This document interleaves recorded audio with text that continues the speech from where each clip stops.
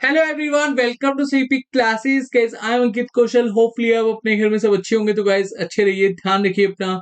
And guys, आज हम discuss करेंगे घटना चक्कर सीरीज में हिस्ट्री से रिलेटेड क्वेश्चंस। तो चलिए सेशन को स्टार्ट करते हैं।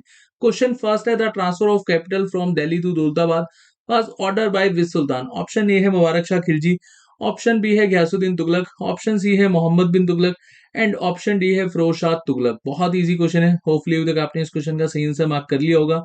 तो देखिए यहाँ पर ऑप्शन सी बिल्कुल सही हो जाएगा, मोहम्मद बिन तुगलक। समटाइम्स यहाँ पर जोना खान भी हमें देखने को मिल सकता है। मोहम्मद बिन तुगलक और जोना खान बात एक ही है। अब मोहम्मद बिन तुगलक दिल्ली सल्तनत का सबसे पढ़ा लिखा रूलर था और इसके समय में बहुत सारे एक्सपेरिमेंट किए गए थे और ऑलमोस्ट सभी के सभी एक्सपेरिमेंट फेल हो गए थे। एंड एक पॉइंट आपने यहाँ पर याद रखना है, वेरी टॉलरेंट इन रिलीजियस मैटर। और इसके समय में सती प्रथा को भी बैन करा गया था। तो यहाँ पर आप देख ही सकते हैं, रिलीजियस मैटर को लेकर काफी टॉलरेंट था। पर चलिए हम यहाँ पर एक्सपेरिमेंट देखते हैं। तो पहला एक्सपेरिमेंट था द्वाब एक्सपेरिमेंट, जो 1326 में करा गया था। गंगा यमुना द्वाब वाला रीजन हाई फर्टाइल लैंड था। तो उसको लगा कि यहाँ पर फार्मर्स काफी अच्छा खासा कमा लेते हैं, तो यहाँ टैक्स लगा देते हैं धारी और चारी। धारी टैक्स बोले तो house tax and Chari tax बोले तो कैटल टैक्स। अब होता गया उसी समय बहुत भयंकर फेमाइन आ जाता है। अब फेमाइन आता है तो लोग यहाँ पर टैक्स ही नहीं दे पाते और रिजल्ट क्या निकलता है, सीरियस पीजेंट रिवोल्ट। और फिर ये टैक्स हटा दिए जाते हैं। उसके बाद नेक्स्ट यहाँ पर बेसिकली एक्सपेरिमेंट करा गया कैपिटल ट्रांसफर। अब मोहम्मद बिन तुगलक को लगता था कि दिल्ली तो हम संभाल ही रहे हैं, अब साउथ के लिए क्यों ना हम अपनी कैपिटल साउथ में ही शिफ्ट कर लें। तो बेसिकली 1327 में दिल्ली से देवागिरी कैपिटल शिफ्ट करेगी। देवागिरी को ही हम दौलताबाद बोलते हैं। और कैपिटल शिफ्ट करने में आपको बताइए बहुत सारा पैसा खर्च होता है। अब जैसी यहाँ कैपिटल शिफ्ट कर ली गई तो ना तो साउथ संभल रहा था, ना ही नॉर्थ संभल रहा था। तो बदले में यहाँ पर हुआ क्या कि फिर से दिल्ली कैपिटल शिफ्ट कर ली गई। तो जो पैसा शिफ्टिंग में, वो सारा का सारा वेस्ट हो गया। उसके बाद टोकन करेंसी का कंसेप्ट लाया गया 1329 में। अब टोकन करेंसी जैसी मार्केट में आई तो फेक करेंसी यहाँ पर बनने लगी और ये भी पूरा का पूरा एक्सपेरिमेंट फेल हो गया। इन्फ्लेशन बहुत ज्यादा आ गया था उस समय। खुरसाना एक्सपेंडिशन, 1329 में खुरसाना एक्सपेंडिशन करना था और इसके चलते हुए बहुत सारे ट्रूप्स को मोबिलाइज किया गया, ट्रेनिंग दी गई। लेकिन जब एंड या फिर लास्ट स्टेज था तो ये मिशन ही अमेंडेड कर दिया गया और कुछ एग्रीकल्चर रिफॉर्म्स करे गए। फार्मर्स को लोन देने के लिए यहाँ पर तकावी लोन्स का कंसेप्ट लाया गया। एक अलग से डिपार्टमेंट बनाया गया दीवाने को ही। और ये एक्सपेरिमेंट भी टोटली फेल हो गया। अब जो तकावी लोन्स हैं, याद रखना फर्स्ट एवर एग्रीकल्चर लोन है जिससे फार्मर सीड्स या एक्सटेंडेड कल्टीवेशन के थ्रू मतलब लोन ले सकते हैं। मतलब अगर इस तरह की रिक्वायरमेंट है तो वो लोन ले सकते हैं। और ये किसके समय में हुआ था, मोहम्मद बिन तुगलक के समय में। एंड यहाँ पर एक्सपेरिमेंट तो टोटली फेल हो गए थे, लेकिन मोहम्मद बिन तुगलक के समय में बहुत सारे रिबिलियंस भी हो रहे थे। जैसे विजयनगर एम्पायर किंगडम बन गया, बहामनी किंगडम बन गया। और इसको उस समय प्रिंस ऑफ मनियर्स कहा जाता था, मतलब साहूकारों का प्रिंस, क्योंकि करेंसी बहुत ज्यादा इशू करी जा रही है और सभी के सभी एक्सपेरिमेंट फेल हो गए। तो यहाँ पर आपको क्लियर हो गया होगा होपफुली। और बाकी हम डिटेल में डिस्कस करेंगे जब दिल्ली सल्तनत मैं आपको बताऊंगा। तो एक पॉइंट आपने ये याद रखना है कि इसके समय में तुगलकाबाद फोर्ट कंप्लीट हुआ था, इसकी कंस्ट्रक्शन कंप्लीट हुई थी। एक ट्रेवलर था जो मोरक्को से आया था, इबन बतूता। अब इबन बतूता जैसे ही दिल्ली में आता है तो इससे काफी इम्प्रेस्ड हो जाता है मोहम्मद बिन तुगलक। देन इसको काजी पॉइंट कर लेता है और फिर इबन बतूता कुछ समय के बाद भाग जाता है। होपफुली आपने एक सॉन्ग भी सुना होगा और वो सॉन्ग इबन बतूता की स्टोरी पर ही बना हुआ है। एंड देन 1351 में एक हिस्टोरियन ने इनकी डेथ पर बोला था, अब्दुल कादिर बादूनी।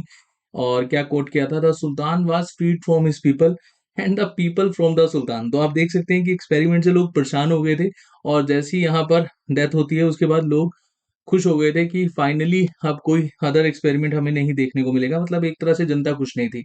चलिए नेक्स्ट क्वेश्चन हम यहाँ पर डिस्कस करेंगे। Consider the following statement. देखिए तीन स्टेटमेंट हमारे पास गिवन है। फर्स्ट स्टेटमेंट क्या कहती है, J.D. Bethune founded the Bethune School at Calcutta with the main aim of encouraging education for women।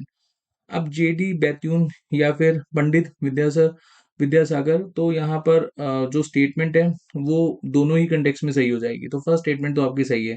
Second statement और थर्ड स्टेटमेंट को एक बार हम देख लेते हैं। Bankim Chandra Chattopadhyay was the first graduate of Calcutta University and third statement, Raja Ram Mohan Rai campaign against Sati Pratha led to enactment of Bengal Regulation Act of 1829 to ban Sati Pratha by William Bentinck।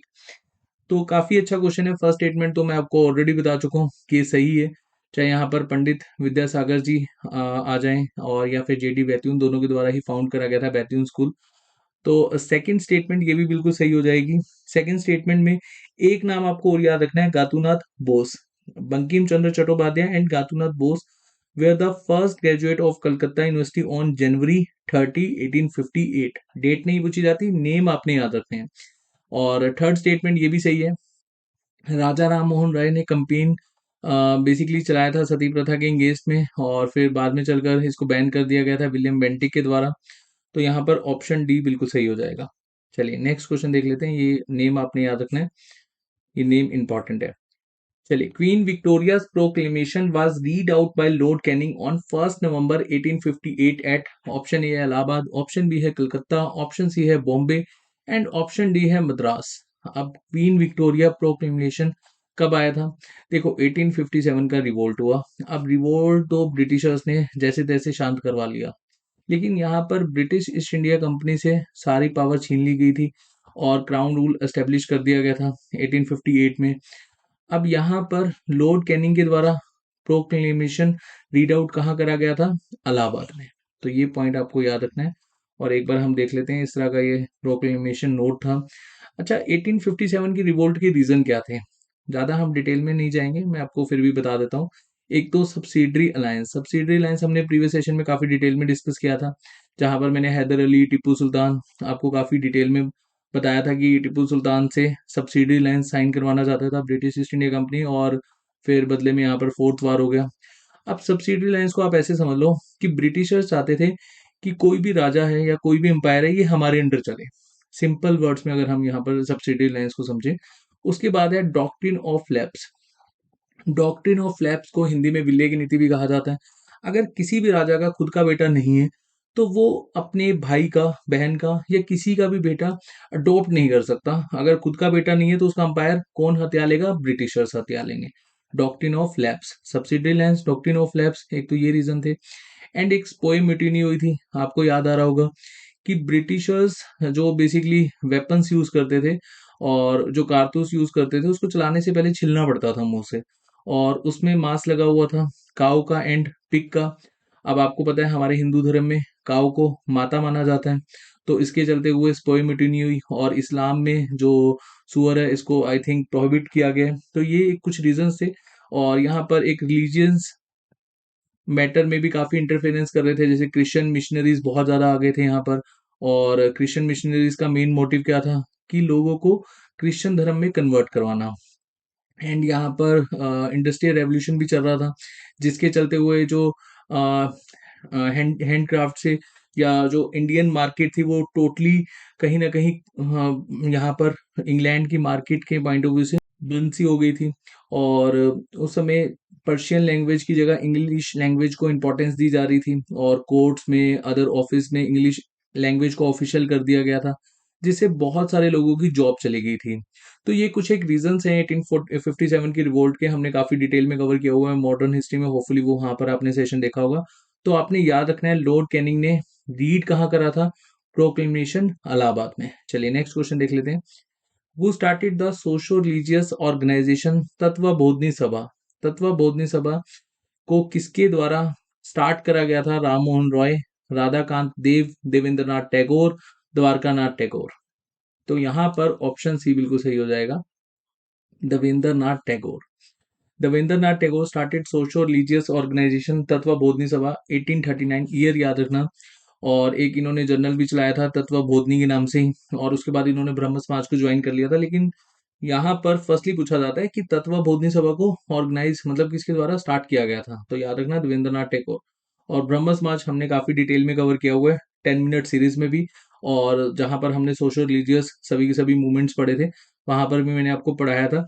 तो वो video आप एक बार देख लेना, उसके बाद आपके सारे के सारे जो डाउट्स हैं वो क्लियर हो जाएंगे।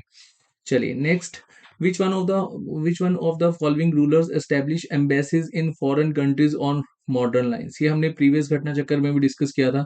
अगर आपने वो सेशन देखा होगा तो डेफिनेटली ये क्वेश्चन आपके लिए इजी हो जाएगा।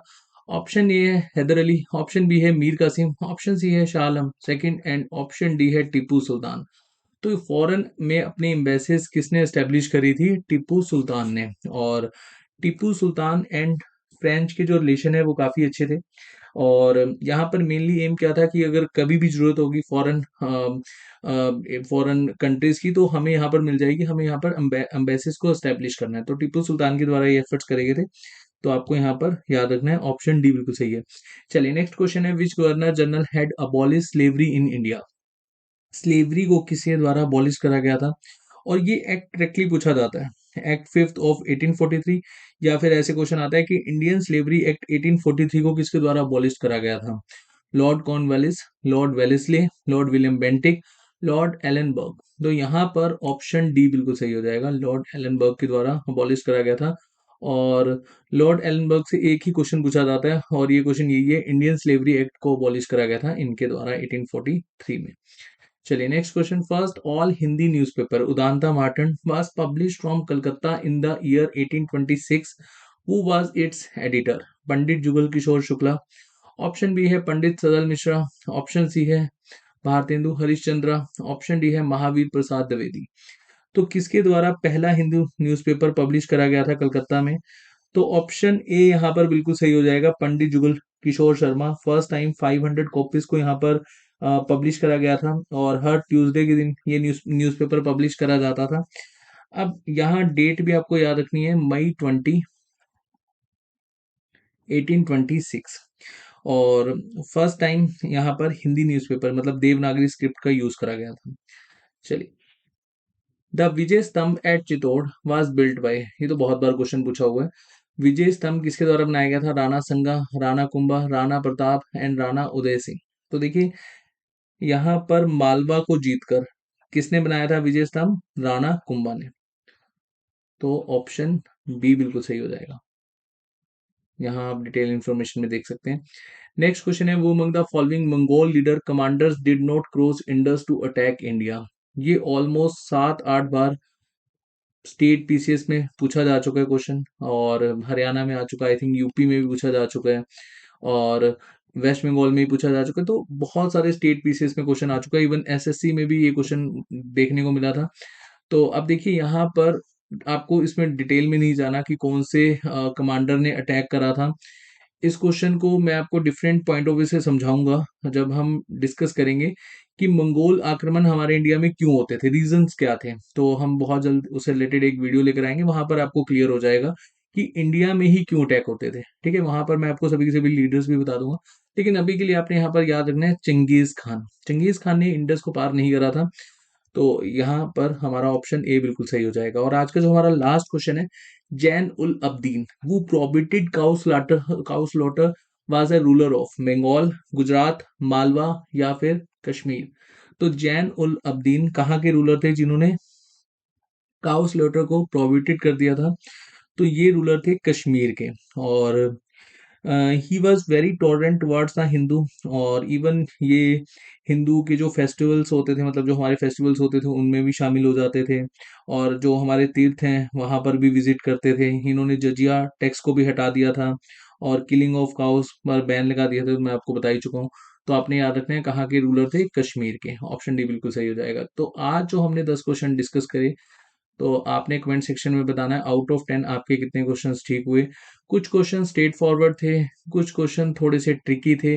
तो आप बताइए कि डिफिकल्ट क्वेश्चन डिस्कस करें, मॉडरेट, या इसी तरह से क्वेश्चन डिस्कस करें? तो आप अपना सुझाव भी दे सकते हैं, और अगर आपका कोई डाउट है प्लीज कमेंट सेक्शन में वो भी पोस्ट करेगा। नेक्स्ट सेशन में बहुत जल्द मिलेंगे, तब तक के लिए अपना ध्यान रखिए। Bye bye, take care.